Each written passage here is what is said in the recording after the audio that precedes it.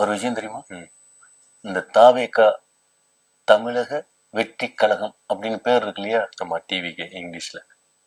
அது சென்டிமெண்டா செட் ஆகல. செட் ஆகலையா? சார் 4 நட்சத்திரம்லாம் பாத்தீங்க, ராக்காய்பாளைய ஜோசியர்லாம் நாள் குறிச்சாரு, இந்த பேர்லாம் கரெக்டா இருக்குன்னு சொன்னாங்க. கரெக்டா இந்த தேதியில இது அனௌன்ஸ்மெண்ட் பண்ணுங்க, உச்சத்துல வந்துருங்க, இதெல்லாம் பார்த்துதான் சார் அனௌன்ஸ் பண்ணுவீங்க. இப்போ வந்து செட் ஆகலன்னு சொன்னா எப்படி சார்? எல்லாம் மறுபடியும் எல்லாம் ஆராய்ச்சி பண்ணி ஏன் சார் 50 பேர் செத்ததுக்கே அதுதான் காரணங்கிறாங்க. ஓஹோ, அப்ப விஜய் இல்லையா?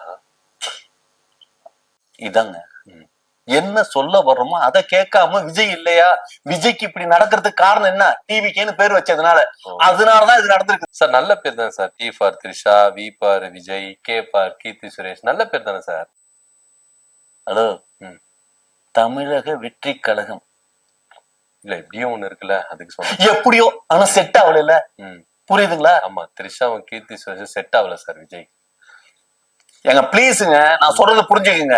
இந்த பேரு செட் ஆகலங்கிறதுனாலதான் நாங்க கட்சியை கலைக்கலாம்னு இருக்கோம்.